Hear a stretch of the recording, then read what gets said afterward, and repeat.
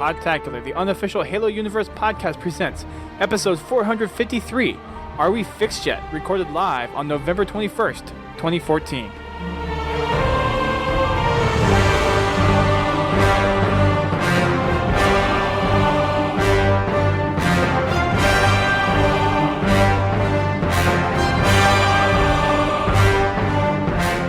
Hello everyone, welcome to Podtacular, the unofficial Halo Universe podcast. I'm your host, Duststorm. I'm your other host, Biowolf. And this week we're going to be talking about the Halo Championship Series. Because of the recent release of the Master Chief Collection, we're seeing some potential going forwards with Halo eSports. We have the Halo Championship Series that got announced just before the Launch Invitational, so there's some more information to talk about that, and we have a couple of special guests on with us tonight to help us cover those topics. First is a returning of JakFire Dragon. Welcome back. Hello, nice to be here, even though it is late. Yeah, well, for you, it's early. Yeah. Given the time frame. And then we also have Goldenboy on for the first time on the podcast. Welcome to Podtacular, man. Thank you. Thank you for having me. It's been a while since we've been trying to kind of get this going, but we're happy to have you on the show finally. It's great to have you on, get some Halo Pro expertise, some commentary expertise on the show, which is pretty awesome. And you got to commentate during the Launch Invitational, which we'll get to that in a little bit. But since this is your first time on the show, you want to give us a quick rundown of how you got involved with the Halo community and what it is that you do within the Halo community. Yeah, sure. Well, pretty much what I do right now, I do a lot of behind the scenes stuff, and I'll get to that in a little bit. But I mostly do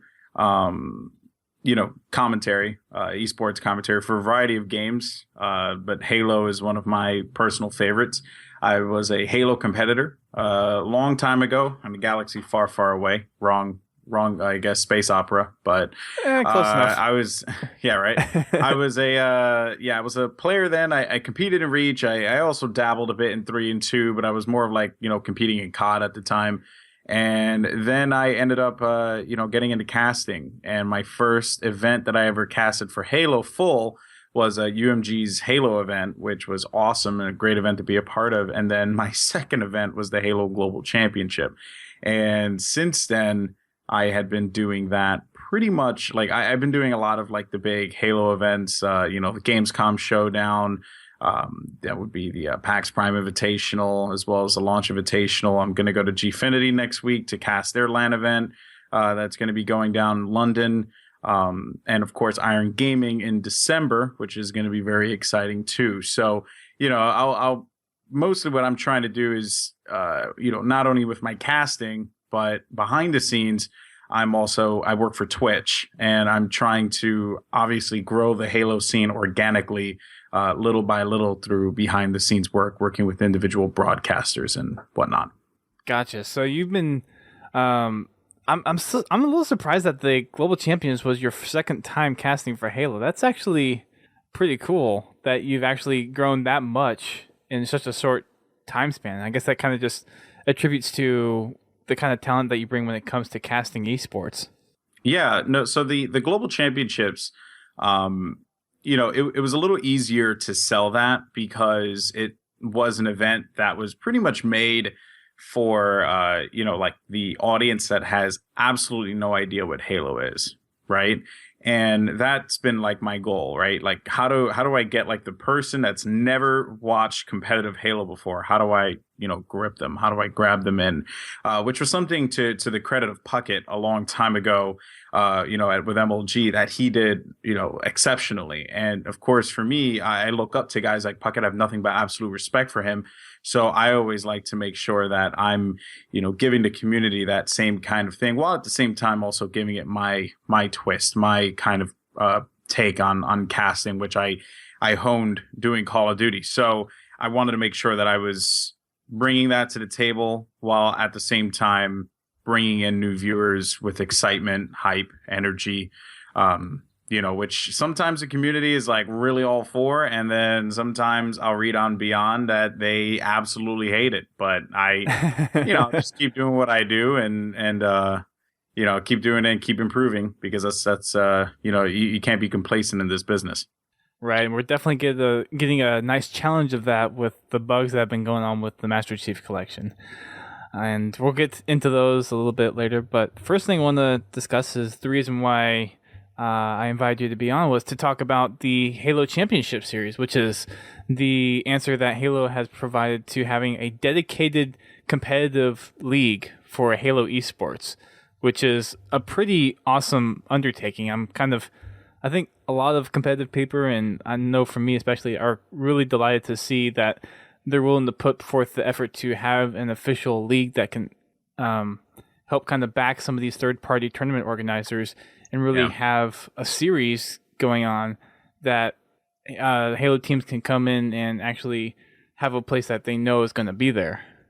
Yeah. The HCS is a huge undertaking, and it's actually something that's never really been done before, which is pretty cool. So, the thing about the Halo Championship Series is the goal from the beginning was to regrow the Halo community naturally, right? 343 empowering the community, empowering the people who want to, put out great Halo events, right? And grassroots was a big deal back in the day. For like Call of Duty. It was actually a big reason why Call of Duty, grew. Also, when you think about like League of Legends and, Dota, StarCraft, things like that, although StarCraft was more Korea, but still, even to that point though, like the MOBA genre was basically just started from grassroots, a mod from, Warcraft and so on and so forth. And that kind of elicited that growth, right? Because it was something people wanted to participate in. This is the same approach, right? We wanted to make sure that we were doing something that was open. The whole purpose of this was openness, and allowing partners like Iron Gaming, for example, to come into the fold. And Iron Gaming, they've had bumps in the past, and we've worked with them extensively since RTX, which was one of their last events. Which was actually the last event that they ran. A last big event. We've been working with them extensively, and that was the whole point of it, right? How do we get these guys mobilized? How do we get them putting on fantastic events and continuing to do so, not just for Halo as well, right? Because regardless of the fact, we want to make sure that the scene is growing organically and these guys are able to create actual businesses from this. Halo is hopefully going to be one of the main kicking points for all this stuff. We just always want to make sure that we're working with partners strategically, and this was one of those opportunities, so it worked out really well. Yeah, and the partners that 343 has gone with so far are some of the ones that have kind of helped keep the Halo competitive scene alive since MLG kind of passed it off, and since AGL kind of dissolved back earlier last year.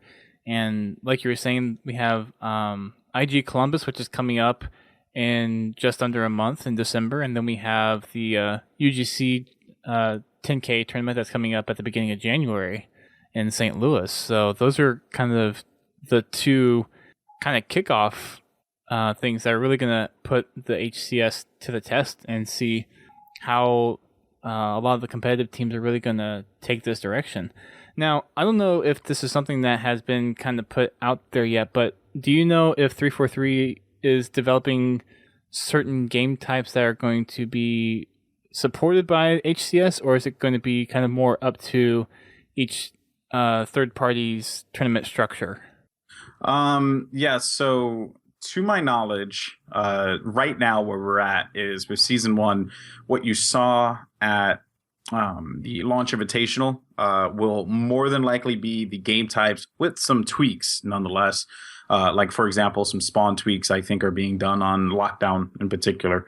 But for the most part, season 1 is looking to be what we had at Launch Invitational. I don't think that there's going to be any like forged maps brought into the fold, at least not right now. One of the goals for the HCS, again, is that word openness, right? And it's always making sure that people are able to participate in this, whether you are a fan of competitive or if you just like playing with your friends, right? Which obviously that's a whole different topic altogether. We'll I'm Right. sure we'll talk about that later. But keeping with the world of everything clicking, that's the goal, right? So it's you being able to hop into Team Slayer playlists and play the maps and game types as they are designed for HCS, while at the same time being able to play them in HCS Hopper too. So the reason for that is because it's creating a game that people, and Halo's unique like that, right? Is creating a game that not only fans of competitive can play, but the casual people can play. Because at the end of the day, it really doesn't change much, right? I mean, like when you think about, Sanctuary, right? You're still going to have your two snipers. Your power up in the middle might change. It might be a rocket. It might be a sword. Who knows what they'll decide, right? But the goal is to just, keep everything the same. And when it comes to forged maps, that's also going to be something too. Like if you see a forge map in HCS, you more than likely will see that forge map in Halo 2 Anniversary playlist, and also the HCS Hopper. Like that was something that was talked about amongst all of us, Twitch, ESL, 343, and and I agree with it because it creates inclusion, like across the board. Right, and one of the things that whenever I was getting my hands on with the Halo 5 Guardians multiplayer pattern, we were talking about Halo 5 at the time, but it kind of equally applies to the Master Chief Collection and all the games in there, is that one of the things that they want to kind of focus on with Halo 5 is that whenever you go into the game and you're able to go and watch somebody with like the spectator mode, you can actually see, if you're going and watching a professional play, you can see their strategy, you can see what they're doing, and you can identify them even if you're just like a casual player, and see how they're using the same kind of weapons and the same abilities that you have in any map on any level. So having that kind of familiarity helps a lot of the viewers, even if they're not as competitive or not into the competitive scene, really understand what's going on and actually really engage in whatever they're watching. And that's kind of one of the things that has been really cool for competitive Halo in the past with MLG, is that you just see these pros just go all at it and have a skill level that's far beyond any, like the majority of Halo players that you probably know. But the fact that they're just using all the same equipment, all the same like jumps that you can use is one thing, but to know that they're on such a higher level and they're just able to execute so much better, it's exciting. It's like just a really fun sport to watch. Yeah, the thing about back in the day, when MLG was running Halo, is that, and don't get me wrong, I completely understand the reasoning as to why they did what they did. Back then it made a lot of sense. Now I don't see it being a thing. Is, while of course the same like weapons and equipment and all that stuff are being used, obviously Forge played a big role in competitive Halo, and it got to a point like for Reach, for example, and again for Reach, I get it because it was like nothing there, right? Like there was like barely any good maps in that game, but it was like regardless, it was just a very gray game, right? To watch, it was boring to watch, right? You had to forge good maps because the maps that came with the game were just straight butt. So that was pretty much what the what our goal here is to not. I mean, we have 3 great maps for Halo 2 Anniversary with Sanctuary, Lockout, and Warlock, right? Like those are already 3 great maps. 3 good competitive maps. Exactly. And I mean, there were even like rumbles of people talking about including Ascension in there, as a or Pinnacle, whatever you want to call it, including Zenith, right? It has like 50 names, including that into the rotation, maybe with some tweaks, right? To make the map flow better. But that is a debate for another day. I don't think that's going to happen. But like I said, the goal is to have not only the game types be something that the top players as well as the casual players can enjoy, but the maps, which I think is a big thing, the settings at which these people play their games. So yeah, that's the idea. Right. It's going to be interesting to see what kind of maps people are going to come up with, whether it's going to be remakes of some of the classic competitive maps or if we're going to see some new ones. I would personally like to see some new designs, just with how how more built out the Forge system is and just how awesome it looks. I mean, Certain Affinity has done a fantastic job, and they actually, just before recording this, they released a new video on their YouTube channel going through and discussing the scripting system in detail, which I think that adds a whole interesting other element to Halo that you can finally use in Forge.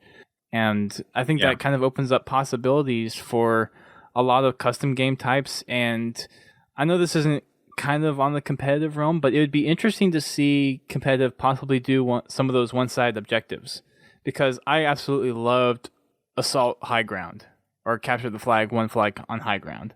And those are some pretty intense matches. Yeah, that was something that was talked about. We're going to make sure that we're doing things that the, pro community or the top players want to compete in. Right. And who knows, maybe mixing things up. Like, I think like adding bomb in there, like neutral bomb on Sanctuary was like a big change. It hasn't been used in like a really long time. So it was kind of cool to see that brought back, although it was a tad bit slow. But I think that's kind of like the idea, right? It's hey, let's try some new things. Let's see if we can get some things in Halo that people have never seen before, and how can we make it work for competitive, right? And at the same time, also bring it in for a casual player and see if they dig it. So yeah, there's just a lot of flexibility. Halo's always allowed for that flexibility because of, being able to just set the maps, and then these guys are able to take the maps and put them right into the matchmaking hopper. So I think it's pretty cool, and we'll see what happens with that. Right. As far as some of the the top teams go, we got to see a good selection of them at the Invitational, and you got to cast that. So what was kind of your feel of how the pros were really taking the Master Chief Collection? Was it something that they felt familiar with that was kind of similar to Halo 2, or did it feel something that a lot of people are going to have to start getting used to this game again as a new game for the Halo franchise? Yeah, well, so it all depends on like who you ask, right? Some pros would say it feels like Halo 2, a little modernized, but it feels like Halo 2. Other people would say it feels like a heavily modified version of Halo 4, right? And there's always that kind of like back and forth. A lot of the top players, though. So one of my worries was, are the top players going to be okay with playing Halo 2 Anniversary? And it turns out most of them are completely fine with it. Actually, I think all of them are fine with it. I think they only care about, I think they only care about competing, right? They just want to compete and play. And for them, Halo 2 Anniversary is, regardless of the fact, still very much the core Halo experience, right? So it's not really an issue there. And it makes sense for 343 to push it because this is the game that they designed, along with like Certain Affinity and Saber. And, it made sense. So I think that regardless of whether pros dug it or not, it wasn't really going to matter because Halo 2 Anniversary was always going to be the game. I saw a lot of people debate and saying like, oh, they should use H3, they should use H2 Classic.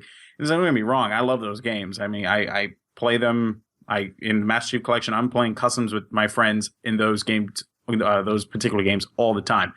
But I'm also realistic in that, Halo 2 Anniversary, not a bad game by any means whatsoever. So anyone who claims it's like Halo 4, 0.5 or whatever, 4.5, it's like, yeah, it's absolutely like uncalled for because it is.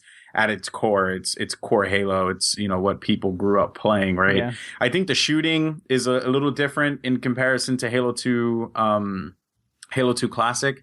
But then again, that's not really a bad thing. Top players are still top players. Like certain things don't really play much of a factor. I know a lot of people also complaining about the hit markers and the nade indicators, and it's like I get it, right? I get the people complaining about that, but really, what does it matter at this point? Like it doesn't hamper the experience, just ruin it, right? Like imagine if you put sprint on Halo 2, or there was no D-scope on Halo 2, like that really ruins the Halo 2 experience.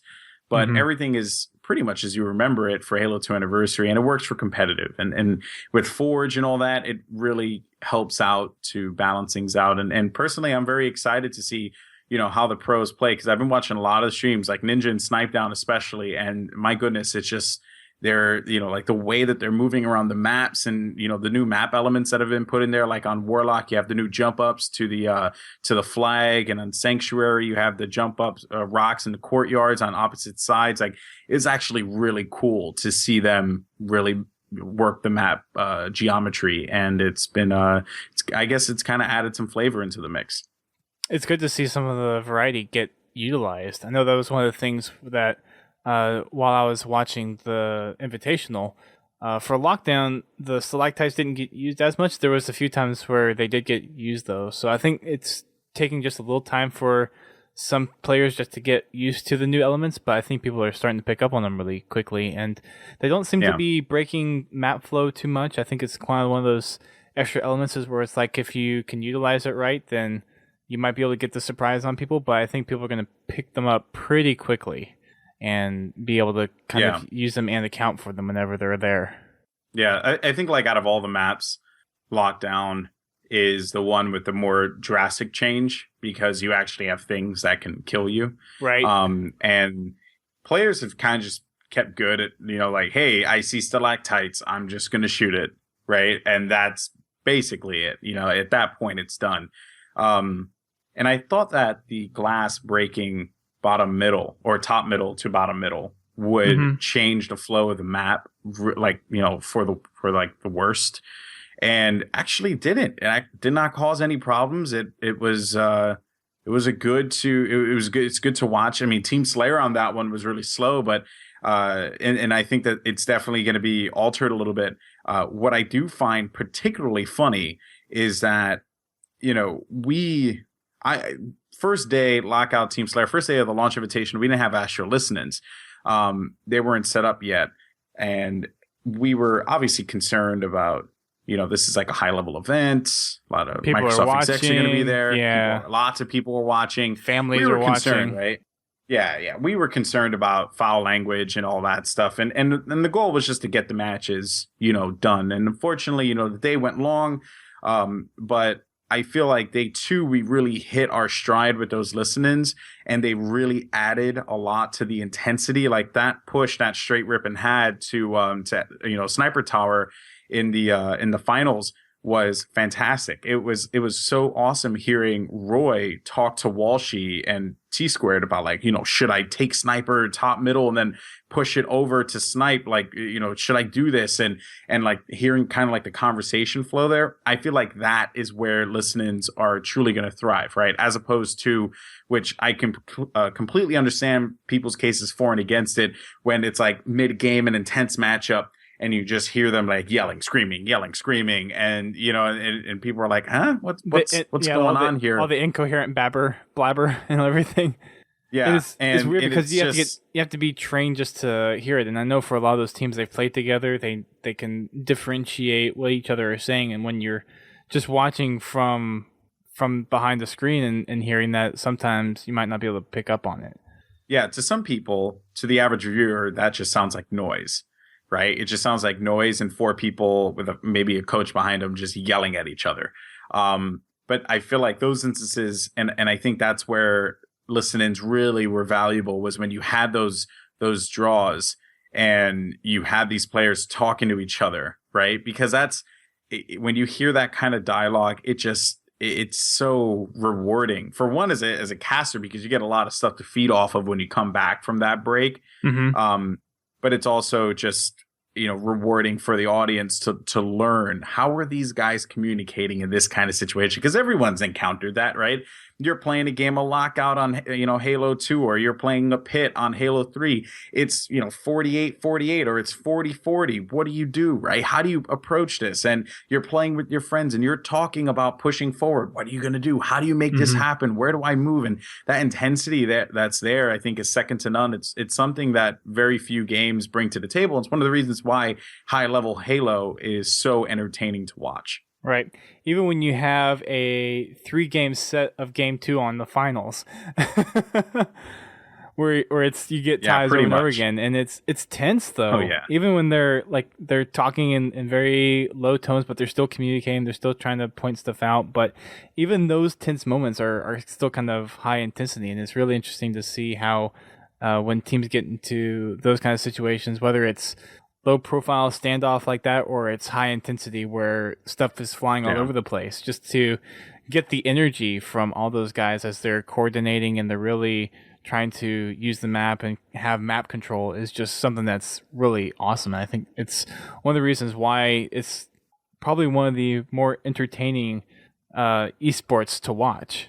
Exactly. I couldn't agree with you more, man. It's a great game to watch. I think a lot of people are really going to dig not only the Gfinity event this weekend, but they're also where they get to see EU players competing. But I think they're also going to love Iron Gaming. I think the storylines going into Iron Gaming too is incredible, right? Like having the whole, like who's going to come out on top, right? You have this team with CLG that STK had a great run at the Launch Invitational, but just couldn't quite, close it out. And, only to then, find out like these guys are, this is CLG, this is Counter Logic Gaming. Is Roy and Royal 2 and Snakebite, are they going to perform? But then you also have the Evil Genius storyline with a new team, a potential God squad in the making here. You have 3 of the most winningest players actually, I should say correct that. 4 of the most winningest players. But you have the 3 members of that God squad back in the day, I believe in Reach with Instinct. And then you're just adding Snipe down to the mix, who's regarded as one of the best snipers in the game. And, one of the most naturally talented players, as well, who had an amazing PAX Prime. So, there's going to be some great storylines going into this event. There's even more down the line that I can't really talk about right now. You guys will learn it pretty soon. It's gonna be fun, man. Like I think this first season, I should say, is gonna be very intense, and it's gonna be a great building block for the HCS moving forward to the next seasons, as well as moving forward into Halo 5, which is gonna be, it's gonna be massive. It's gonna be crazy. Because I generally think one of the best things for me from seeing all these, like, they really feel like franchises are popping up. You got the Evil Geniuses, and what I see is where League of Legends and COD have really pushed forward, like, and made themselves so big, is franchises have set up. And the problem with all, like, the teams that have passed in Halo Reach and Halo 4, they kept splitting up and changing their name again and again and again. But when you get the franchises setting up, you're really going to feel like you're locked into a team for the whole year. And, that's what I think is really going to help Halo progress. I hope so. Sorry about that. Yeah, no, I agree. I agree with you. One thing I do want to point out is having these organizations coming into the scene really speaks volumes for the quality that people are expecting here with Halo. And again, it's a franchise as itself. It's a franchise that is, it's absolutely massive, has a great following, dedicated following, and can, do some amazing things, right? And I feel like it hasn't really been given that opportunity to do that yet, right? In the last couple of years, especially. Like back in the MLG days, yeah, it was definitely there, but there were other issues that stemmed, issues I'd rather not get into, but I feel like now there's opportunity here to be able to really expand upon this. And it's going to be a slow moving process, right? Similar to Call of Duty. I mean, Call of Duty took forever to actually, get into that esports. I mean, that esports point. I remember before Call of Duty events stopped broadcasting on Twitch, they were hitting 50,000, nearing 60,000.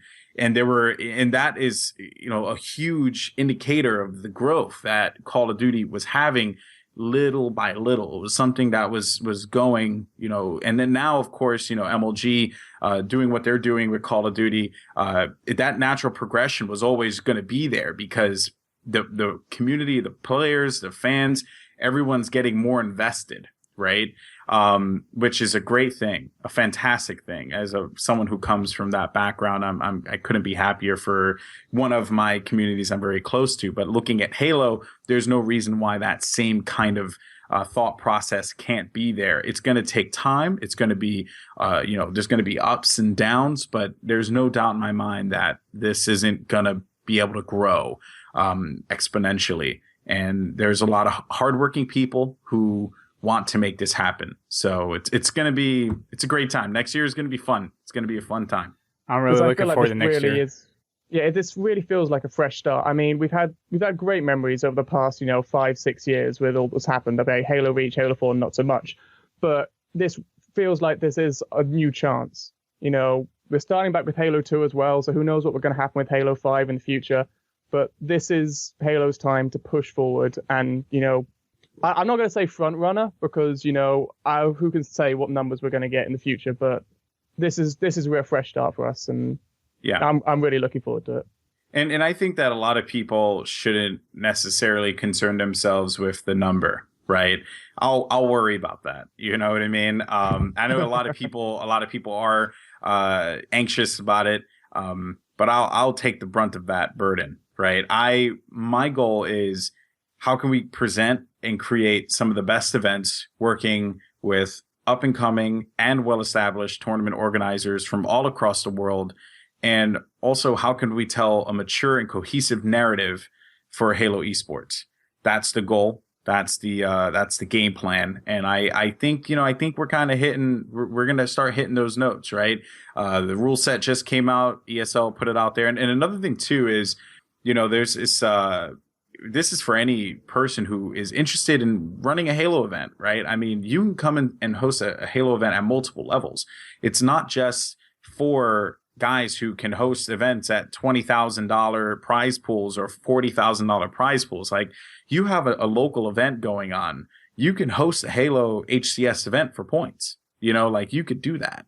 It's not impossible. And all it really takes is just reaching out, right? Reaching out to someone like myself. Hey, I'm an event organizer. I have this, and this. This is what I want to do. And then we get the conversation going from there, right? We're dedicated to the growth of grassroots and well-established organizations through Halo, because we know that the potential is there for some incredibly wonderful things. So again, it's going to take time. I hope everyone is patient with it. And again, the excitement is definitely brewing within. I can't wait until we really start to hit our stride. I felt like the Launch Invitational was a good indication as to where we can go. And I know we can just go farther. I definitely think you guys can. We've seen a big success with Halo with MLG, and there's no reason why it can't be done again with the Halo Championship Series. And I could see it possibly getting back up there. To have something that's officially sanctioned by the governing body of Halo, which is 343 Industries, that's something that we haven't had before. We've always had to rely on third parties, but now since we have this, I think there's going to be a lot more of a chance for Halo eSports to thrive and really do well. Yeah. I don't know if the prize pools are ever going to amount up to maybe what it has been in the past, but maybe over time, given... Yeah, it's definitely something that, Call of Duty, they were playing for $20,000 for, a really long time. I mean, even the event, I think, going on this weekend for MLG is, or I think it's this weekend. I don't know when. I think it might be next weekend. Apologies. I think that one is going for $25K, right? It's an open event, which makes sense. They have their final structure and all that stuff, right? And that's the thing. So the events all lead up to something, right? This isn't just like, hey guys, play for points and make a little money, right? That's not the game plan here. The game plan is to create, again, like this narrative across multiple events, telling this story, having these guys working together, and racking up points until the finals, which has not been announced yet. And I don't have much more information to divulge because it's not 100% confirmed yet. But that's the whole game plan here. And I think the prize money is fine where it's at right now. I think UGC is going to be $20K. I think Iron Gaming is currently at $10K. You never know, that can increase. Who knows? I'm not positive, but I think Gfinity is hosting their events for a couple £1,000. There's definitely room there for improvement. But again, because this is season 1 and we're really trying to get things off the ground here, I think we're at a safe point, and we'll just see where it goes, right? We'll just keep track of it, see what the players want, see what the fans want, see what makes sense for business as well, because regardless, this is a business and people need to make money off of this. Right. Of course, I would love to be able to run $40,000-$50,000 Halo events like every single month, but that's not realistic at this point. But again, no doubt in my mind that we can achieve that, later on. So, of course, there's always things to be hopeful for. I mean, ever upward, right? That's the game plan. We just need to win the lottery and go for it. Yeah, pretty much, right? I'll win there the you lottery, get a couple $100,000, right? Put about 100 aside and just run Halo events for the next 3-4 months. There you go. But yeah, that's but that's something that obviously I know was brought up before. But I think we're at a good point, and we're just going to continue to progress from here. That's awesome. A couple of things that you mentioned, the whole having local LAN tournaments, that's going to be interesting to see how that builds out, because I know that there's going to be a lot of the big names out there. So UGC, Iron Gaming, and a lot of those tournament organizers are going to probably be the big heavy hitters. But with that being said, it's going to be interesting to see kind of a grassroots movement for a lot of these smaller things that might be able to kind of help crop up. And I guess we'll get more information on how the HCS points will actually kind of be divvied up between some of the bigger events and some of the smaller ones. But if there's ways for some of the smaller venues to really get in there, that might actually foster some new Halo talent. And that would be cool to get into the mix, because it's nice to see a lot of the kind of classic Halo pros be up there and to watch them play. But I know kind of going from Halo 3 to Halo Reach, we did see some new talent in there. And for a while, we actually got to see highlight of new talent and just see people kind of adapt to the new style of play until some of the pro players kind of finally caught up and kicked it out. So it'd be nice to actually see some new people get into the mix. Yeah, and right now you're going to see a lot of the familiar faces because that's what makes sense, right? And they're the ones that can make it. I think they're the ones that can make it to the bigger events because they're sponsored and everything. But if you can, given that some of these smaller events can grant HCS points to teams, they go to enough small events, they might be able to get into some of the bigger events and get those sponsorships and continue to build it, almost like a sports league in the sense. You have kind of like you have the minor leagues, the major leagues, and then you have the professional leagues. Just kind of work that ladder and slowly get to see some more talent for Halo pop up. And like you said, I think this is a good chance for Halo to kind of slowly grow in the eSports scene again. I think we kind of lost a lot of momentum from Halo Reach and Halo 4, which unfortunately didn't have great competitive Halo support and got dropped by MLG. But I think this is a good chance to kind of help relaunch the competitive scene for Halo. And really down the line in 2 or 3 years, we might see a big resurgence back of people trying to compete and just have multiple channels, multiple streamers, multiple tournaments that can really grow the esports scene for Halo. Yeah. That's my grand vision, right? And the cool part about this plan is that it's very flexible. Let's say, for example, there are no smaller tourneys that want to host Halo events, and it really kind of just falls on, like the Iron Gamings, UMGs, UGCs, these kinds of guys, right? ESL, etc. The system can, be flexible to compensate for that, right? Mm-hmm.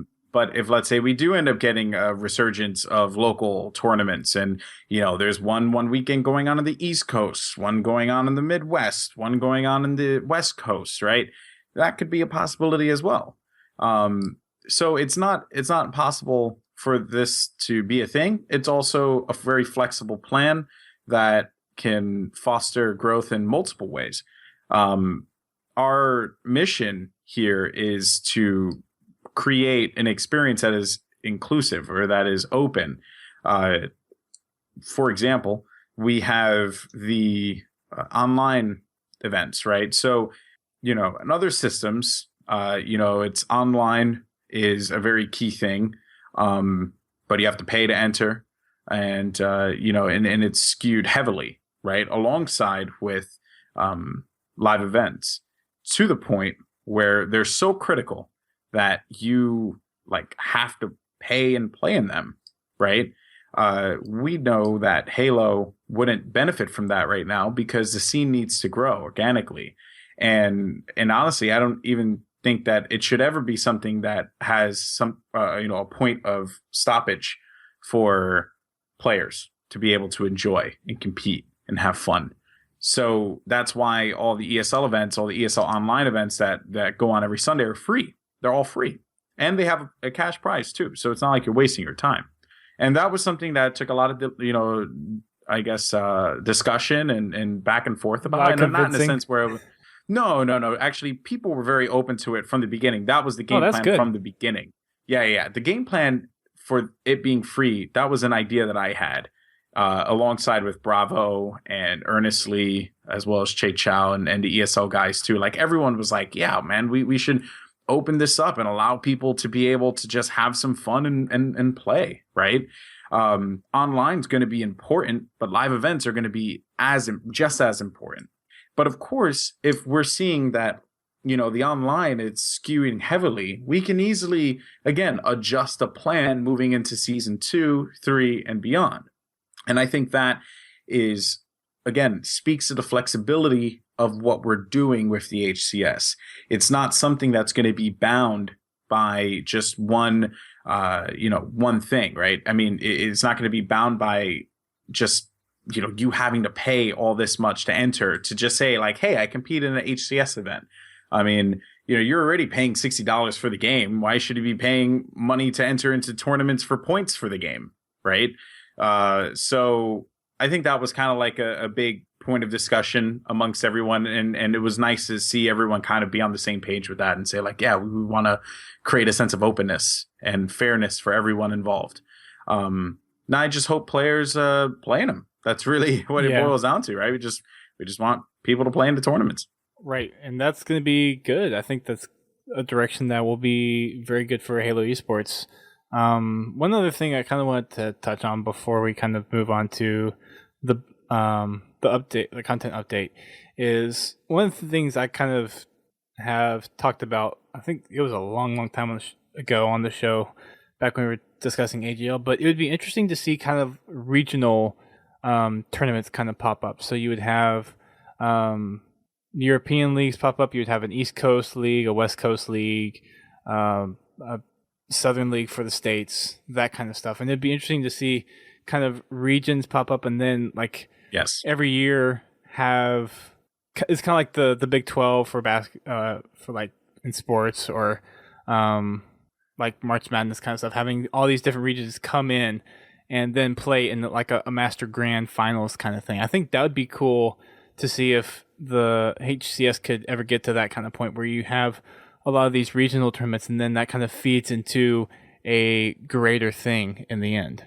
Yeah, the thing about doing something like that, so esports is very unique, right? To me, and I don't know if other people would agree with this, I don't like the idea of us trying to replicate professional sports, because we're not sports. We're video games. We're electronic sports, right? Mm-hmm. Competitive gaming. I kind of, although esports is regarded as a widely known term amongst marketing and sales and industry folk, I prefer the term competitive gaming, right? And that's what we are. I don't like the idea of everyone trying to replicate sports. I just don't see the value in it. It's like, why don't we just try and be us? That's why I like what League of Legends is doing, right? With and I guess you could say, yes, they're definitely trying to replicate sports, but they also know their audience and they know what they are, and they are a video game. So it's like, I kind of, it's weird because I see their productions, and I mean, they're some of the best productions I'd ever seen, period. But they're not, how do I put it? They're not trying to be something that they're not. Right. And if there was anything to make a case for being a sport, it'd be League of Legends. Right. Just because of how far it's come. Yeah. and how massive it is. But I like the idea of what Dota is doing too, or what Valve is doing with Dota. I think it's a great idea. I mean, Valve has a very, I guess, how do I put it, standoff approach. They're not really involved in a lot of things besides their international event, which is huge. But they have all these other different kind of things pop up and let the community kind of decide where they want to consume content, where the pros want to compete, and also distribute their content. And I think that's pretty cool to that degree. I like the idea of differing takes in esports. I don't like the idea of, like being like a sports league, right? Are there benefits to it? Yes, there are. And it probably works for some games. It doesn't work for others. But that's why I kind of like what we're doing here, because it opens the floodgates for us to embrace the culture of video games. And one of my favorite aspects of competitive gaming / esports is that it's a more of a social experience than one would imagine, right? I mean, where else are you going to go for a weekend and hang out with your friends, compete in some games, watch some games, meet your favorite players? I mean, it's a unique experience. You don't really get that anywhere else. And I want to continue to maintain that, right? Whether it's, the way we're doing it now or in some other fashion down the line. But I think that's the building blocks there, to be able to stay true to what we are, while at the same time trying to introduce some new things too. And hey, you know what? My opinion differs from many other people. It could, there's some people who probably disagree with me saying like, hey, it should be sports. Or some people are saying, no, it's video games. Keep it that way. Hey, that's a beautiful thing, man. Everyone has an opinion. Everyone can share it. And, we'll just see where it naturally progresses to. And that's the key. It's nothing here is being forced. Nothing here is, kind of getting shoved down your throat. It's a natural progression for competitive Halo. And that's what this community needed desperately. Yeah. Because I think that's one of the key things that hasn't happened before. Because like you said with League of Legends, that's a publisher that driven. It's driven by Riot Games. You said Valve with Dota. These all developer and publisher driven. And that's obviously we never had with Halo before. Now we do with 343. I feel like it has changed. I feel it's going to be better because it's developer driven rather than just another company taking over. And to add on to that point, by the way, which is a great point, this is something that's never been done before by a console developer publisher. Maybe the Capcom Pro Tour, but the thing about the Capcom Pro Tour, and people will laugh at me about this, I have nothing but respect and love for the fighting game scene and community and everything. But it's like, I just feel like, Street Fighter is not a console game. I always view it as an arcade game, and it's always kind of lived like that in my head. Although I know that they're playing it on consoles and stuff, I feel like, a Street Fighter tournament can easily be done on a computer and can be done on a cabinet, can be done on a Xbox or a PS3 or PS4, so on and so forth. But that's just like, a side note there. But I would say like to create like a sanctioning body and this kind of content centered around it, it's something that truly has not been done before. And especially for a first-person shooter, right? It's never been done before. So this is all new ground here that 343 as well as Microsoft are undertaking. And again, it's going to be tough. We as in Twitch are working very closely with them to make sure that everything's not only within the best interests of the community, but also for the players and, for the viewers, because that's what we profess in. And it's just, it's a fun time because we're all learning as we go, right? Season 1 could be really great, and we may not need to make many changes going into the next season, or season 1 could be what it is, and we just have to make adjustments for season 2. Like and again, the plan is flexible to allow those kinds of things, and it's just a very unique experience. Well, that's awesome to hear, and I know I can't wait to see what's going to go on for this first season and all the events that are going to come up. I know I won't be able to get to many, if not any of them, but I'll definitely be watching the streams and trying to catch all the changes that are going on from team rosters and all that stuff. I've never been too heavily invested in competitive. I've always kind of followed it kind of at arm's distance, but seeing how much potential the HCS has, I think it's going to be worth trying to keep on top of this stuff a lot more. Yeah. I think the way you looked at it, it was kind of like a separate entity. You had your social gamers and you had your competitive gamers. Now they're so close; they're going to be so much closely interlinked. I think that is the way they're going with it. They want the social gamers to just pay attention to HCS, and that way, that's where you grow. Yeah, and then I think, on our end at Twitch, the major thing for us is to be able to grow these players and their personalities and their popularity, right? Their fan bases. And the game being inclusive for all audiences, for people who want to compete or people who just want to watch others compete, is very crucial. And I think that's one of the things, and it's been repeated so many times before. It's one of the things that made League of Legends so amazing, is because the game you play competitively is the game you play in solo queue, right? It's that was something that really stood out, and it was a problem that Halo had for a really long time, where it was a very niche thing. I mean, hell, even Call of Duty had that problem for a very long time. Like before Black Ops, no one would have ever dreamed of including score streaks into the mix. But, it worked. It worked well for competitive, and it made for one of the best experiences in competitive gaming. I haven't, for Call of Duty, I haven't felt that since. So I think that is kind of the takeaway from here. How do we create something that, anyone can participate in and also enjoy? So again, we'll see how it goes. Cool. So let's go ahead and kind of move on to the content update that came out yesterday as this recording, which was Thursday. There's been some mixed results from what I've seen on Twitter. A lot of people are saying that they've had a lot of fixes, that they're able to get into games, they're able to join up with people, and there are a lot of people that are saying it's still broken. So as far as this content update goes, has it changed for any of you guys? I know for me, some things seem to be working faster, but there's still some major issues, at least on my end. Yeah, I mean, I've been able to get into games a lot quicker. I can, within, a minute, I can get in a game. I don't know if that has any reflection on anything, but I've been getting into Halo 2 matches a lot. I don't know if it's just because people are voting it, but it seems like the Halo 2 matches are coming in faster than if I go with the big team or something like that. They take a lot longer. But another thing that I can't really do is I can't get into custom games. If I try joining somebody that's going to be able to that they're going to want to go into matchmaking with, I can't join them. So that's kind of the thing I'm on right now.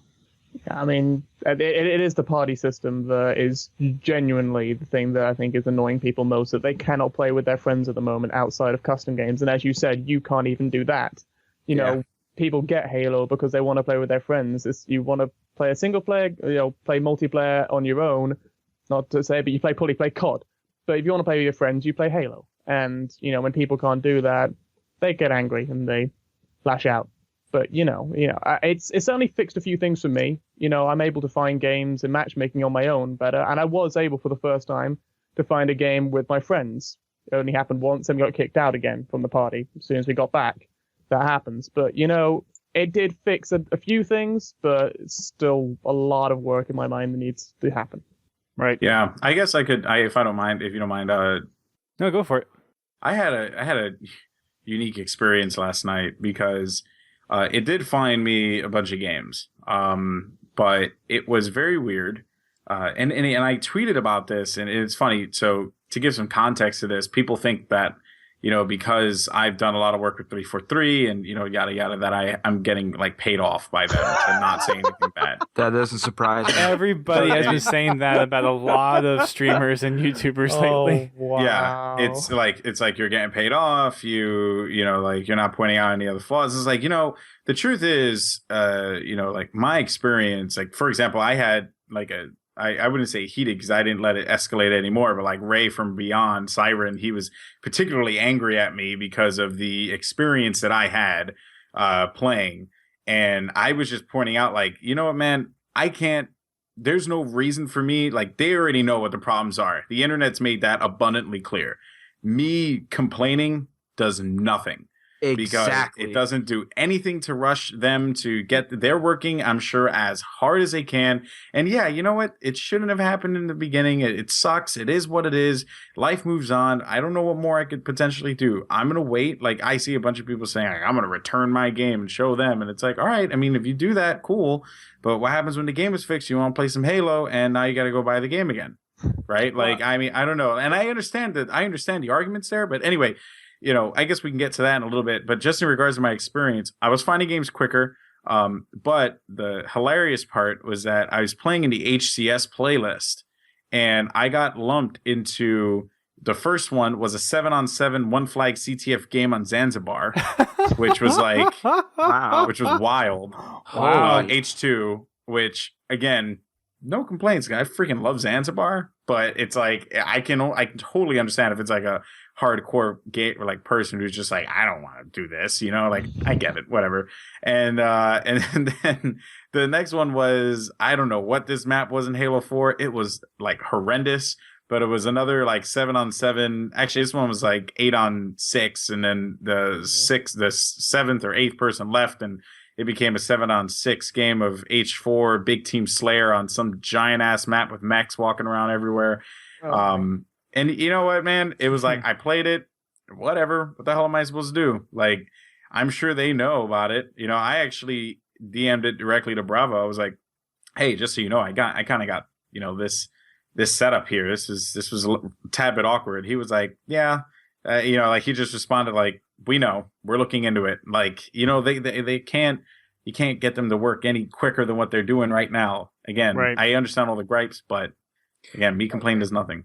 They know what's going on. You know what I mean? Like, they didn't plan for this to happen. It's great. People are going to be complaining from their own experiences, but it's like, what can they can only work so much. They can only work as fast as they can. And the thing is, people need to take into consideration, it's like you said before, griping about it and just completely going off on 343 about it isn't helping anything. It's not going to get anything accomplished. It really isn't. I think a lot of the stuff that stems from the frustration with the Master Chief Collection is that there was so much hype behind it. And a lot of people were really excited that Halo 2 was going to have a comeback with Halo 2 Anniversary, and that we were getting a completely remastered campaign, which the campaign is awesome. I actually haven't had many problems with campaign for the Master Chief Collection, except when trying to connect to Biowolf. But other than that, it just seems like, a lot of people are rightfully frustrated, but like you guys said, being or lashing out isn't going to help anything. And the best thing that we can do in this time right now is just keep on listing out all the issues that are being there, and don't berate or belittle the developers. And I've seen a lot of hate on Twitter to like for Halo and for 343, and it's just one of those things where, yeah, it sucks that we're in this situation, but you still got to be mature about it. You're still on the internet. You still need to. If you want to return the game and speak with your wallet, that's fine. But there's no reason to disrespect a developer just because of how bad the game is. Because it's not just not helping. It's not just not helping. It's actually directly hurting everyone. You'll always get the people, your casual people who have 10 followers on Twitter who tweet out in anger. That's fine. But when you get it from the higher people, it's just, you just have some common sense and don't do that, because you are hurting the game by doing that. And that's just it right there. They're initially they're community leaders. They're looked at, from certain different angles. If you're going to sit there and lash out at the developer, what is that going to create for the smaller people? They're like, oh, well, this guy's going to be doing it, I might as well do it too. That's ruining what the community is. You can't be doing that. There's some other parts of it too where I know 343 hasn't been as open as they could be with information, and people have pointed that out before.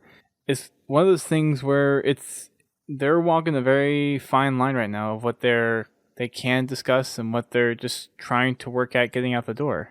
And it's one of those things that a lot of people just, go ahead. Yeah, just to kind of like piggyback off that point, right? A lot of people are frustrated with it. But I find it hilarious that when I go on our Halo, I see people saying like, "We want an update. We want to know like what's going on, right? What's the deal?" And they have nothing, but they give an update. They're like, "Hey guys, we're actively working on everything. We don't have a solution right now this second." And I think there was a post that went up on Waypoint or something like that. That post gets put on our Halo.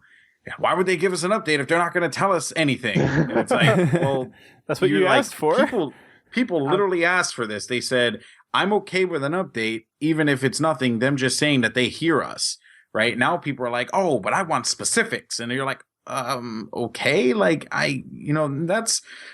that's a bigger problem with gaming in general and just the open internet, right? It's like people just being really like close-minded to the whole thing. Like, I get it, and it sucks really bad. And I mean, what more can we do? Like, they know the issues. They have statistics and data and all that stuff. I mean, the goal of the update was for people to play games quicker. That is happening. People are playing games quicker. There are other issues that are already underway and need to be addressed. They know that too. I mean, again, sucks. I hate it as a Halo fan, but I'm a Halo fan. I'm not gonna go and just refund my game because I'm angry. Right. Like, I'll just not play. And if it's ready, then I'll play. And I just hope that the community does the same thing. But of course, I'm being paid off by 343. So what do I know? Oh, boy. And apparently for me, I'm wanting to keep my invitations to events. I got accused of that yesterday too. That's good. But just so we know, how much would they need to pay you? Theoretically, how much would they need to pay you? I mean, just so we have a number. I have no idea. Enough for him to host tournaments and not have to work. So as we said earlier, 100,000. We need 200,000, 100,000. Full salary, benefits, little bonuses on the side, benefits for me and my wife. That would be a start. Yeah, I think that's fair. I think 343 are listening and they're taking that into account now. Yeah, there you go. You can expect your next paycheck in the month. Yeah, right. Paychecks in the mail right now. So if you take a look at this whole thing, though, there's not many people that truly understand what's going on. And for us being on the outside, you probably know more stuff than a lot of us here do, Goldenboy. But when it comes to development for a game that's this big of an undertaking, there's bound to be problems. And a lot of people don't understand or get a full depth of understanding of what's going on behind the scenes, what could be the issue.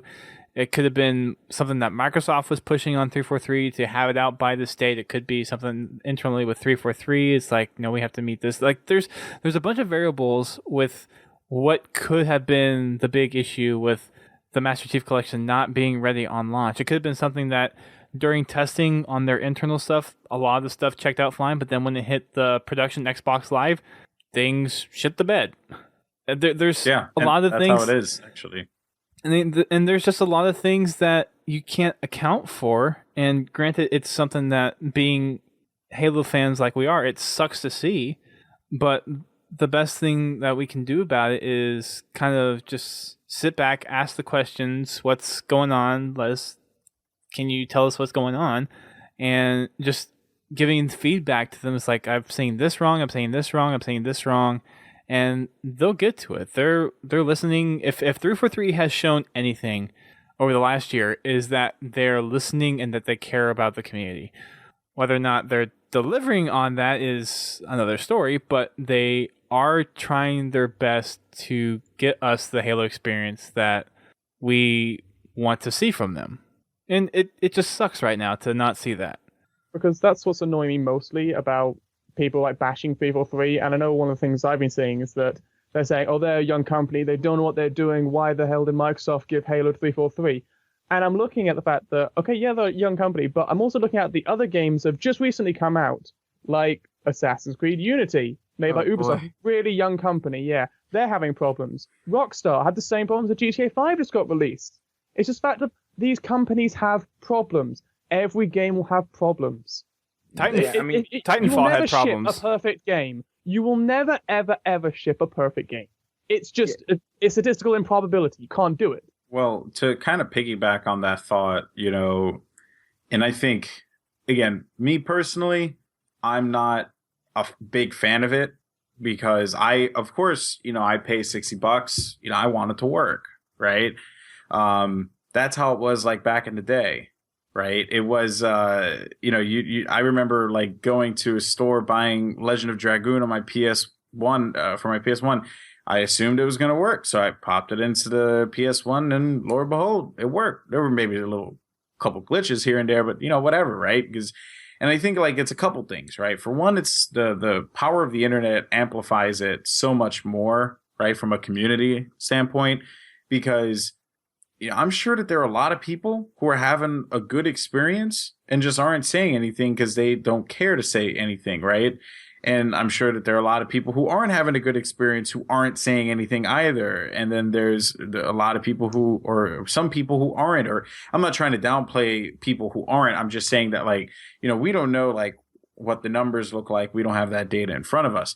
But to that other point though, in regards to, gaming as a whole and the issues with other companies, you're starting to see this more because these games are getting incredibly complex. Like, really fathom the idea of the Master Chief Collection, and how ridiculous this would have sounded a couple years ago when you say, hey, man, I want to create a game that it's for, let's say Halo 4 didn't come out. Let's say it's around the 360. And it's like, I want to create a game that is Halos 1, 2, 3, and Reach.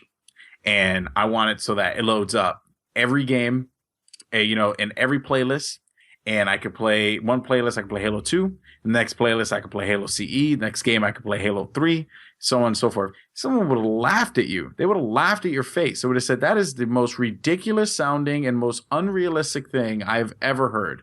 But here we are in this day and age where something like that is possible. But it's getting incredibly complex. There are a million layers to these things. Back then, when people were designing, 8-bit, 16-bit, 32-bit games, like the glitches and the errors were, like human error and things that can easily be addressed, through the bugging process. Now it's becoming increasingly difficult to release a game that doesn't have issues. Because again, like you said, Dust, as soon as it hits the wild, that's when things start to fall apart. Yeah. And I hate it, but that's just where this industry is, because people want more complex games. So with complex games comes complex problems. Yep. And that's just where it is right now. And if the past 2 weeks were any indication, this isn't going to end here. It's going to keep going. And it sucks to say like that. Should we get used to it? I don't know what the right thing here is, but it's going to be a thing. I wouldn't necessarily say get used to it, but I would definitely say that we're going to try to get, like, if every game that's came out for next gen so far has had some major problems, like it's almost every major release has had, except for I think Titanfall, ironically enough. Well, Titanfall actually had some issues. Bugs. It had some issues. Oh yeah, no, you're right. Titanfall did have issues. It wasn't like a completely smooth launch. You couldn't even play in a party. You couldn't even talk to people. Right. Destiny, you kept getting disconnected. Yeah. Every game has had issues. Like WWE 2K15 came out. That thing's a cluster. Like, I mean, sorry for the language again, but it's true. It's true. But I mean, another part of that is not to say where you put, like, do the whole blame game or anything, but where do you put where's the issue really lying? Is it within Halo itself, or is it within the Xbox code? Because I know a lot of the party stuff is now tied into the Xbox Live system, so that's managed there. So part of the whole party issue could be on Xbox Live side. It might be something that's completely out of control of 343, and they're having to work with Xbox Live in order to get these things set out. And that just goes back to the whole point, is that we truly don't know what's going on. So pointing fingers and blaming and berating and degrading people right now does nothing to fix the problem. Yeah, I think Xbox did say that in the early stages. Xbox said that they were doing something with their servers when Halo wasn't working too well. They said they were changing something with their servers. So it may well have been on Xbox's side. Yeah. I mean, people people immediately, like, if something goes wrong, people immediately want to put the blame on somebody just to say, "Oh, well, you screwed up," you know. And I don't. It's sad that people are doing that. Like, especially being a part of the Halo community, you want to see this thrive. You want to see it, everybody having a blast playing the game and having fun with it. But like when you have people out there just completely ragging on it, it ruins the experience.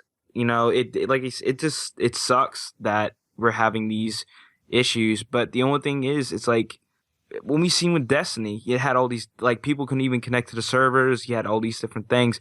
Now that the game is out, not saying that this is right, but like now that the game's out and people are playing, people are enjoying it. You know, people are talking a lot of good stuff about the game, and it's just a matter of time when all this gets put out. You know, everything gets ironed out, all these bugs. People are going to start playing the game and having a good time. You know, and that's something I'm really looking forward to. It's just and I guess just to say real quick about that, you know, one thing I want to point out is in PC, and this is probably one of the advantages that PC is having over consoles without a doubt, is, you know, you take Steam, for example, Steam Greenlight, right?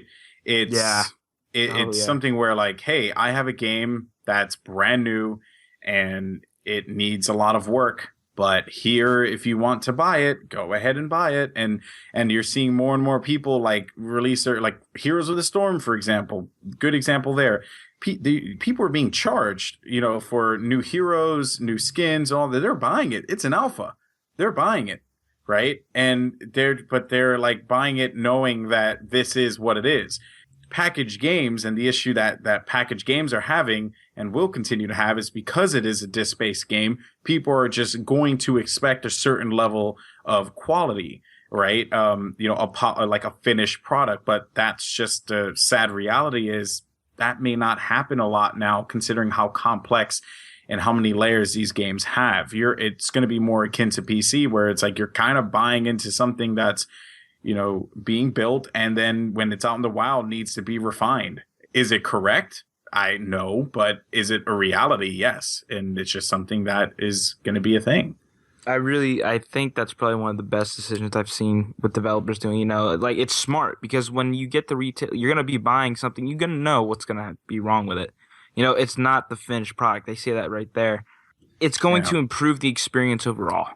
I think some things to really note about that too is that with how a lot of these games have launched on the Xbox One, I think I'm hoping a lot of developers will kind of reconsider how they do some internal testing for the game, doing some load testing to make sure that whenever it gets pushed out to the street, that it's a lot more of a smoother launch now.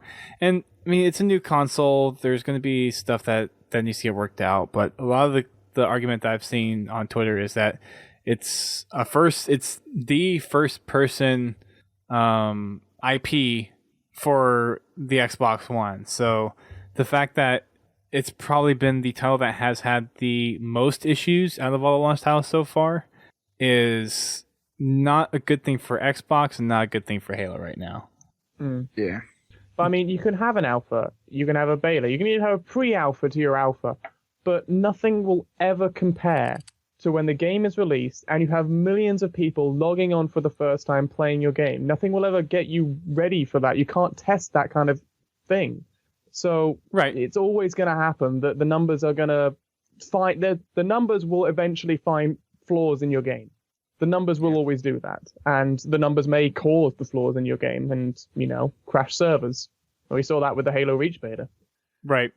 It's just one of those things for now. We're going to have to deal with it. We'll kind of ride this one out, see where it goes. Hopefully it won't be too long before a lot of the issues get resolved. I think if this goes on for several months where there's still some major issues, there's going to be a lot of people that probably lose their faith in 343, and that's kind of unfortunate. But right now, where the game is and where Halo fans are, I think it's just kind of at that point where if you care about Halo, then kind of ride this one out, see where it goes, and if it's something down the line that, hey, you don't want to invest in doing a pre-order in the future, then don't.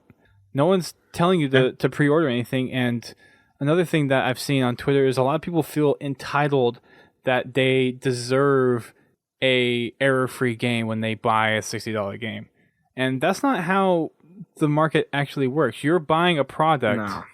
And you're buying that product for what it is, regardless of how the outcome is. And it's your responsibility as a consumer to do your research. And if it's something that you're not as faithful in, then you wait for the reviews and then you make your purchase decision afterwards. Well, to that degree, it's like, again, I kind of disagree, but I also understand. So I disagree in the sense where, to go back to that point, right? The conception, or not the conception, the perception, excuse me, the right. perception, big words, with with a box disc-based product is that it's going to work because that has right. been known. Well, and it right? should. But yet again, and it should, theoretically. But then you have PC, which is able to get away with those things because they present it as such. Now, you will never, ever, ever see a AAA publisher present their game as a pay-for beta. You will never see that happen, right? Maybe, at least not in disc form. Maybe one day, like, who knows, right? As we're entering into a digital age where people are starting to embrace digital downloads. Me personally, I'm still buying my copies. I'm still buying my games, right? Because that's my jam. That's my bread and butter. I have a whole thing behind me. It's beautiful, looks wonderful, looks great on stream, and I want to keep it that way. And I love the feel of discs. And I love discs. Exactly, right? It's like you grab. I have my copy of Far Cry 4 in my hand right now, and it's like, yes, I have my copy of Far Cry 4, right?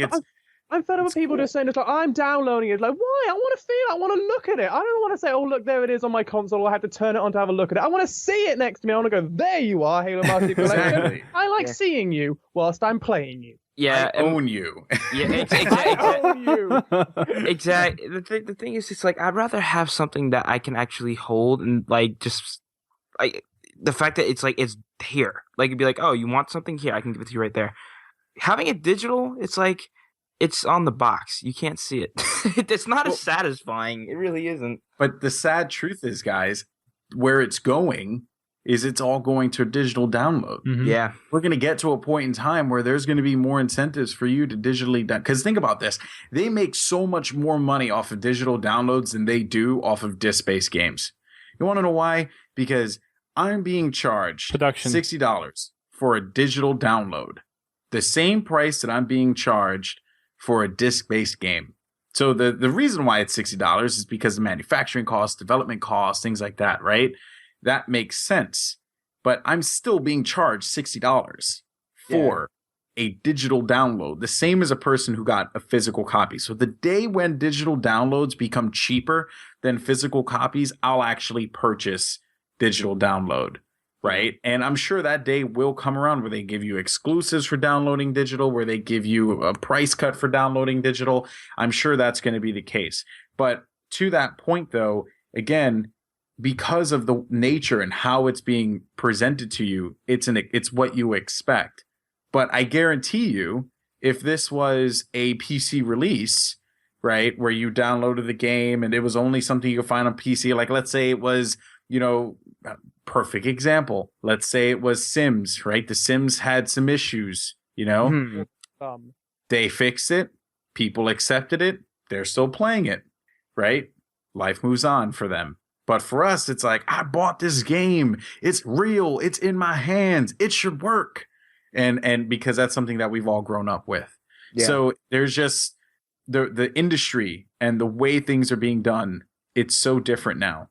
Games are not done out of the box. Content is being held off for the sake of, DLC, and, content's being designed as day one DLC. The nature of this industry from what it was in the PS2 Xbox days or PS3 Xbox days are over. It's a new era, and this is, for like it or not, this is where it is going. Yeah. I mean, another perk, and this doesn't have anything to do with video games, but like what people are starting to get, you can get early access to like movies and stuff now. That way you don't have to wait for that. If you want to watch it right there and then, you can just sit there and download it and watch it or stream it. Instead of waiting for that copy, which people rather have holding in their hands and buying it from the store, you can just get it early. So that's something like you said, the digital age is definitely Well, yeah, here. and it's funny you mentioned the movie stuff because I used to have friends, and I still have friends who still buy their Blu-rays, right? Yeah. They still buy their Blu-rays. Like I own Blu-rays for movies that I particularly care about. Like I have Star Trek 1 and 2. I have Scott Pilgrim versus the World. I have the CM Punk Best in the World DVD. Like I have stuff for things that I particularly care about, right? Yep, me too. But I just bought Home Alone on Blu-ray. Yeah, I'm not going to kid myself in saying that me, and I'm sure, hundreds of thousands like me, that's all we're getting. We're not getting anything else. And it doesn't matter how many things they could throw onto a disc, it's going to make its way to the internet eventually. Yeah. So I'm just going to end up downloading it digitally or just watching it on YouTube, watching it on Netflix, whatever, because digital download is going to be a thing. And that is going to relate to game development. That's going to relate to movie productions. That's going to relate to music, so on, so forth. We're not going to own our copies of our games much longer, and it sucks to say that because I love that. I love going at a 12 o'clock midnight launch to go pick up a game. It's one of my favorite things to do. It's what makes us awesome. But now we're just going to all have to go on Twitter and just say, I'm downloading it. Instagram picture. Yeah. Yeah.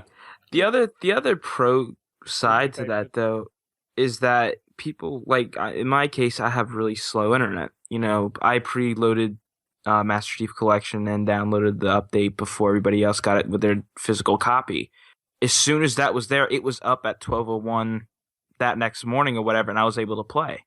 I know people that were like stuck at 95% and couldn't go any faster.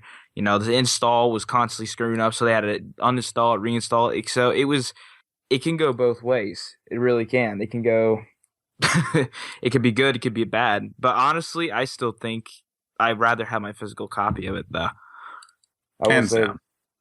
It's going to go the way of Blockbuster. Yeah, right. If that's any indication. Yeah. I mean, just look at Netflix. Yeah. Wait, is there a Blockbuster by you, Dust? Please tell me there is one. Like, I actually, there's one by me. I did see one recently somewhere. I forget where I was, but I actually did see one recently. It's like a Loch Ness Monster or Bigfoot sighting. It was in a 90s history magazine. It's like, oh, dude, did you hear? Yo, there's a Blockbuster like a mile away. No, that's crazy. And really? We should all buy shares in Enron. Yeah. Yeah, I mean, another thing that's starting to take over that too, and I'm not trying to stray away from all of everything, but it's the Redbox thing is starting to go away too. I've noticed that, like Redbox, now that you can have it on Xbox, people are just going to sit there and they'd rather stream it than have to get in their car, waste their gas, and go pick it up. Well, even think about Netflix. Netflix also was the same thing, right? Like people were okay with getting the physical discs, but now it's like, I don't want that crap. I want the digital stuff. And Netflix is, the business that pretty much made Netflix while still thriving. It's an afterthought in comparison to what they're doing digitally, right? Like it's just all signs pointing toward that. And video games, ironically enough, is one of the most progressive fields. In entertainment, in the entertainment industry, has been the slowest adopter to digital content, right? Now, PC, obviously, aside, I mean, console gaming is, I would say, what the average consumer relates to when they hear, video games. They think of, oh, my PlayStation, my Nintendo, my Xbox, right? They think of those things. And as much as, of course, I don't want to anger PC fans, which I do on a regular basis, I'm positive that this is, a thing.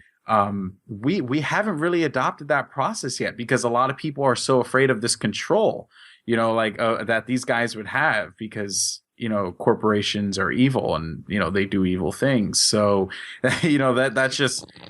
It's crazy, man, but we're going to eventually all just kind of have to suck it up and just admit that we're downloading things digital. It's going to happen. Right. Yeah. And to that, I mean, to continue on, kind of bring it back around, the whole thing where we're having a game now that has some stuff that still needs to be worked out is something that it's going to be an issue kind of going forward. I wouldn't be surprised if a lot of the launch titles for PlayStation and Xbox going forward are going to have issues day one just because of how complex and how big games are getting. And as as code grows bigger, there's an exponential growth of possible problems that come out of it. And for the Master Chief Collection, they're sticking 5 games into one platform. There's bound to be issues with something. I guarantee you that this is not the last of the I doubt it. Launch day issues. It's to be honest with you, this is only the tip of the iceberg, in my opinion. At this point now, it's up to developers to minimize the problems, but it's gonna keep happening, whether we like to admit it or not. Well, I think at this point it's something where 343 kind of learns from this. They're putting a lot of time and effort into making sure that they can get the Master Chief working the way fans want it to work in a reasonable amount of time. They're working around the clock for that. I think that's one thing that people need to understand. The second thing is that 343 needs to take this as a learning experience, and other developers as well. And maybe Xbox needs to maybe revamp some of their development tools to where they can do load balance testing on a much larger scale, have test environments where they can do a lot bigger and thorough testing to kind of help minimize a lot of the issues that have popped up with the Master Chief Collection and some of the other stuff. I mean, I work on a huge exchange environment for what I do for work, and we run into issues all the time. There's always something going on. There's always something that we're fixing. And I know for the consumer market, it's always the one for instant gratification. The thing that I buy should work regardless of how I get it. And that's what everyone's expectations were for the Master Chief Collection. And when it didn't deliver, everyone is here flaming 343, blaming Xbox and all that stuff. Which is, it's rightfully so to be frustrated and to be upset and to be angry. But then again, there is a whole other side of that. You shouldn't be just harassing and berating 343 and Xbox for this, because it's not going to help the situation at all. They're aware of it. You should definitely be vocal about the issues that are coming up, be vocal about your frustrations. But one of the things that I have that's really kind of irked me over the past few days is just how people are treating Xbox and 343. And while they were right behind them in the beginning, it's just quick. It's just funny how people can just turn things around so quick.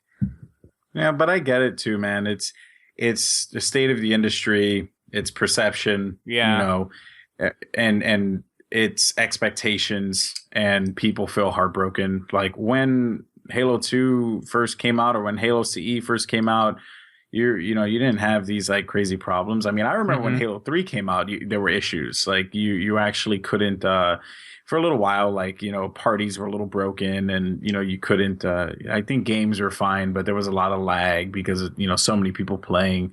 And it was, I remember all that, dude, it just happens, right? It just happens. And now it's, if there's a glitch, you have an issue, take a picture, send it over to put it on Halo, put it on Twitter, send it to the appropriate people. These people are reading everything, right? They're constantly trying to see what's going on and how can they improve. Right. Well, and for me, it's just being respectful about it. Yeah, you can be frustrated. Yeah, you can voice your anger and distaste for what happened with it. But there's absolutely no reason to just berate or belittle 343 or Xbox. And I've seen a lot of that on social media. And it's just one of those things that, as someone that's very passionate about the Halo community, and while I have the same frustrations, it's one of those things that really hurts to see, because it damages the community. It damages just the perception of 343 and all the effort that they're trying to put into it, and it just kind of belittles that, and it just sucks to see. Because let's be honest, if you do see a message, if you're 343 and you see a message where people are swearing at you, you're just going to ignore it, and anything that is actually going to be any criticism in that statement, you're just going to ignore as well. So if you really want to get your point across, just word it. You don't have to be too nice about it, but you just have some respect about it, and they'll read it. But you've got so many social medias to do it. You got Twitter, Facebook, Reddit, YouTube. They watch them all. Just do it in a way that's respectful, and they'll pay attention. They will.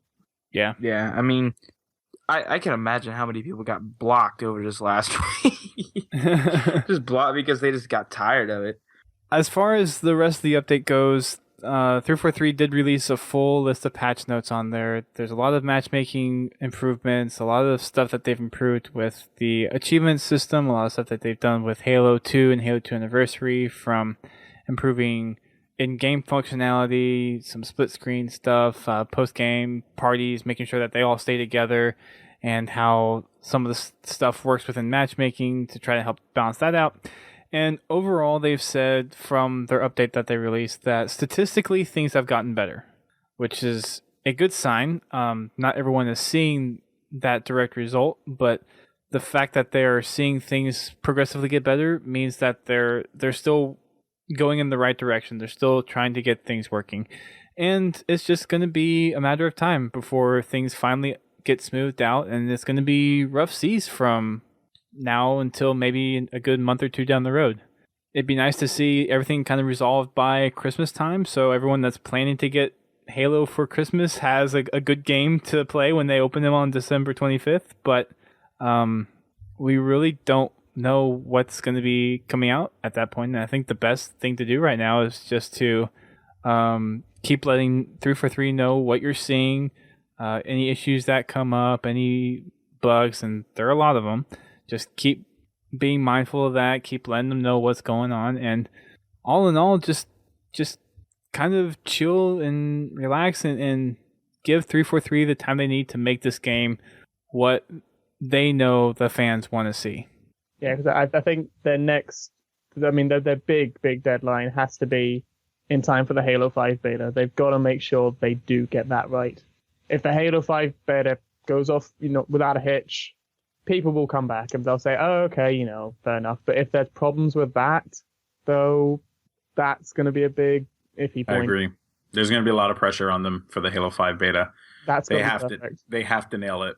Right. It has to be not only great from the perspective of the like matchmaking and all that other stuff, but also like the feedback and the openness from the community, people talking with Quinn and Josh and all the other guys 343 about like what can be done, and like what new improvements can be implemented, and all those kinds of things. Like, it needs to be like flawless, spot on. It's going to be a huge thing, because people now are looking at this and they're using this to judge 343's quality of games. So that's why Halo 5, it's going to be very important for them to establish like, hey guys, like, we messed up here, we overlooked a lot of things, but we are not doing this again. And I'm sure, I'm like 100% positive that is the mindset at 343 right now, especially going into this beta. Right. And I think it's all, they've said quite clearly they haven't moved the date back yet. It's still December 29th, but I would be for like delaying it a couple of weeks if they needed to get it right, because you muck this up. I don't want to say the next line because it would hurt, but genuinely, that's the state that it would put us in if that happened. Right. And I know, Goldenboy, you and I had a chance to talk a little bit about Halo 5 when we were in LA, and I'd like to have you back on during or after the beta to kind of help talk about how Halo 5 fits from a competitive perspective with the new changes that are coming to it, and what it could mean for the future of Halo eSports. Because I think from my experience, and I don't know how much you got to play of it, but some of the things that they've added in there, I think with the balancing aspects for sprint and some of the stuff that they've done with thruster pack is actually really good and is helping kind of move Halo forward. And there's a few concerns I have, which I'm actually writing up to Quinn and Josh this weekend. But it'd be nice to have you on again to talk about that when the beta's out or after the beta's done. I think that'd be a good discussion to have. I'd love to do it. It'd be great. I can't wait, man. Can't wait to see what Halo 5 is going to bring to the table. I'm excited. I really am. It's looking good. Really is. There's a lot of stuff that I'm waiting for Halo 5. Just from view. Granted, you guys got to play it from where I'm sitting in front of my TV, just watching the stream and watching all these videos. It looks incredible. Like, it really does. It looks like, I don't know. There's a lot of doubts about it. I don't have any doubts in my mind at all. I just like the way they're doing it nowadays. It used to be a case of they would leak things out at events, but now you send people there, your members of the community, and they slowly they feedback stuff to the rest of the community. They say, well, this is what's going on, and I think that's the way they should do it. I think the Community one thing involvement. people need to keep in mind, though, when they play this is 343 is looking to keep evolving Halo as a franchise. It's not something where they want to be stagnant. They want to do the same thing over and over and over again, which a lot of gamers are resistant to change, which is understandable. But if there's a game that you liked past in the Halo franchise, then go play that game. Like, if you literally don't want anything to change, then stick with the game that's not going to change, is kind of the thing. So be open-minded about the changes that 343 is making with Halo 5. Give it a try, have a go at it to get your own impressions of it, and then give 343 feedback, because they are looking for feedback from this. So just do that. That's my small Halo 5 rant for the night. But that's going to wrap it up for us tonight. Again, guys, the update's out. Let us know how the update's working for you. We'd love to hear you guys' feedback and to see how stuff's working better for you, what other issues you're seeing now. And again, just make sure you're vocal about it. Be respectful. Just keep telling 343 what's going on. Give them the valuable criticisms and feedback that they're looking for, and they'll work around. They're working around the clock to get things done. They really are. And I'll even attest to, within the first hour at the launch party, you saw 343 people walking back and forth and trying to get things addressed. So this was something that from the get-go, they've been working on nonstop. So I hope that kind of helps put some people's minds at ease. Like, I don't know if you saw any of it, Goldenboy, but like Tashi was going. Oh no, I did. Going back with like Dan and Frankie and Che, trying to like put updates on Twitter, touching back with the team in Seattle, making sure stuff was going, all that stuff. So, they care. They care a lot. They definitely do. It goes without saying. They know that a lot of people work at 343. Halo's their love and their passion. And like knowing them personally, it's very unfortunate to see the issues that they're having right now. And I know them, like I said, I know them personally. I've worked with them in multiple events, and I know that those guys are grinding to give you guys a good experience. But one thing I will say about, just kind of touch on H5 and Halo Fest and all that was it was really refreshing to see Quinn go to some of these pro players who are playing, because he really cares about their opinion, their perspective on it, because, these guys know how to play Halo. And he would tell them, he's like, hey, give it to me. What do you like? What do you don't like? Tell me what you don't like more than what you like. Right. Like he was very upfront with a lot of them. And that was really cool to see, because it takes, it takes a person, it takes a bold man to be able to admit, like that they didn't do something that was up to the standards of, what they perceived it to be. And Quinn's kind of that guy. So, just big shout out to him, because I know that he's really trying to find a happy medium between a new generation of Halo players and all the legacy players who've been around this scene for a very long time. Yep. I agree with you right there. Couldn't said it better myself. So that's going to wrap it up for us tonight, everybody. Thank you for tuning in. I want to give a huge thanks to Goldenboy for being on the show, and hopefully this will be the first of many other appearances on in the future. I'm sure it will. Jack, thanks again for coming on and being our little competitive mind over here for Podtacular. Appreciate it. No problem. I'll do it again, even though it is 5:30 in the morning. So everyone, thank you for tuning in to our live stream. And if you haven't tuned into our live stream, we record live on Twitch, usually Thursdays at 8:30 p.m. Eastern Time. We had a little change up for the West Coast people. So whenever we have the West Coast on, we have to kind of push it back. No, you're not the only one. We have to do that kind of often whenever we have West Coast people on. So no, we never have to do that. It was all your fault. It was aggravating. I'll be honest. Jeez. We were very angry. Hey, we already talked about not doing the blame game, so stop it. No, genuinely. Well, blame game? Oh, that can get. I mean, had you not done that, Goldenboy, I wouldn't have even been on tonight, because I had problems with my phone. That's message saying, "Do you want to be on the podcast?" And I said, "Yeah, I do." Oh well, that message came 4 hours ago. It's like, we can do it tomorrow. Like, oh, great. There So you go. it all worked. Glad it worked out well for everyone. It all worked out. Indeed. So make sure you guys check out Goldenboy. He is all over the internet. I think you're Goldenboy for the win on Twitter and Twitch. Is that correct? Or FTW? It's, Goldenboy FTW for Twitter, Twitch, and my YouTube is Goldenboy FTW TV. If you search Goldenboy FTW on YouTube, you'll find me. And the Golden Nugget's back. Yes, yeah. I was supposed to make one that was supposed to come out today, but the way it's probably going to end up going is every Tuesday, Wednesday, and Friday will be a release, or maybe Monday. We'll see. I mean, whatever floats my boat. So I'm really excited to get back into doing a little YouTube content and streaming more and whatnot. Awesome. Make sure you check him out. He's really good to follow. He does a lot of cool stuff with the Halo community, as you guys have heard tonight. So he's very important. And what events are you going to be at coming up for HCS?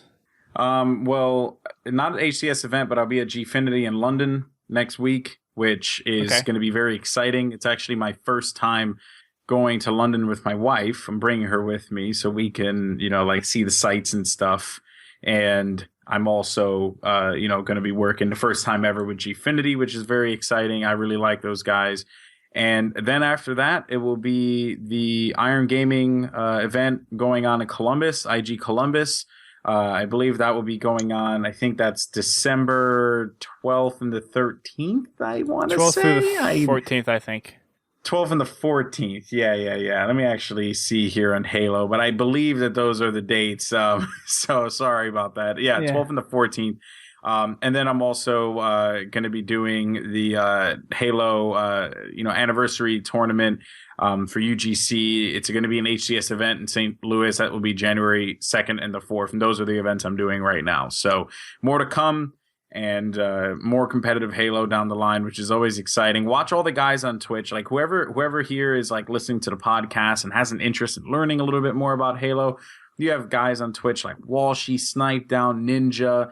The list can go on and on. Roy Lunchbox, Pistola, Mickwin, Cloud, like incredible players, Lethal, APG. It's just the best that I've ever played Halo. Watch them, learn from them, have fun in their chats, and just watch and play more Halo.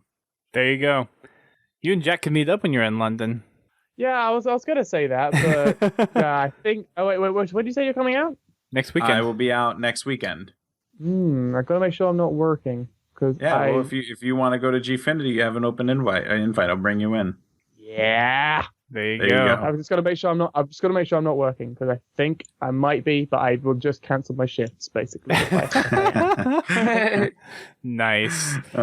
Nice. And in terms of seeing the sights in London, just basically get a Zone 1 pass. You don't need to go outside of Zone 1.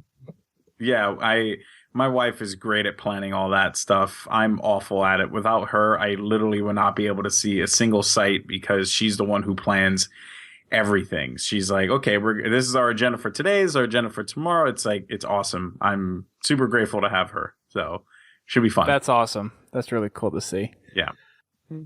And she's also a big Halo fan, by the way. Sorry. Massive good. Halo fan.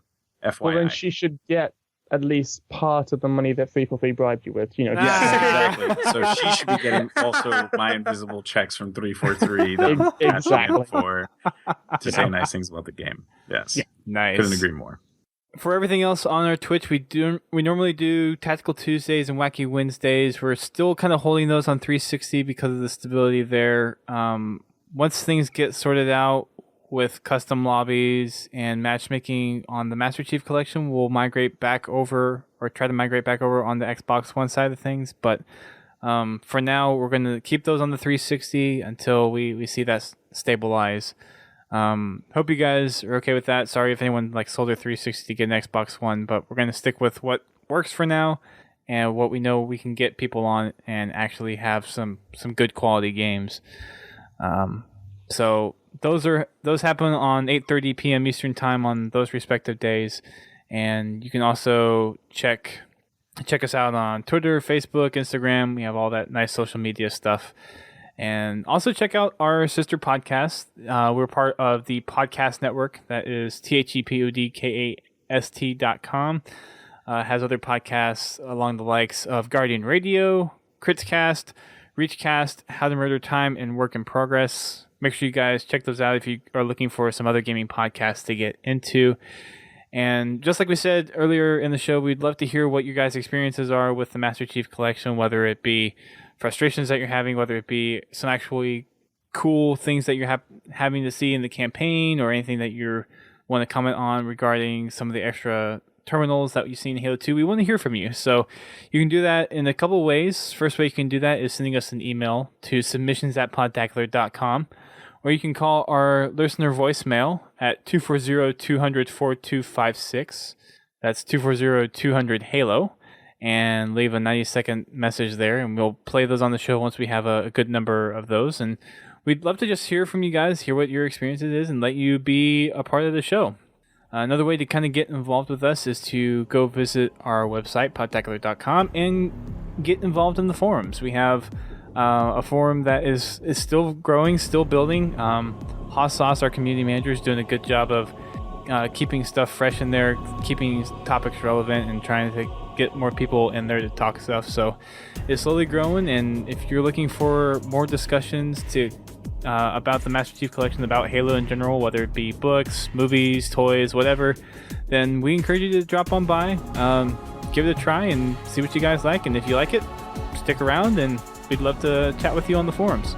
With that said, thanks again, Jack, for being on, and Goldenboy, thank you for your first appearance, and we'll hopefully see you on very soon. This has been episode 453 of Podtacular, and we will see you next time. Keep on fragging those bugs, those day one bugs.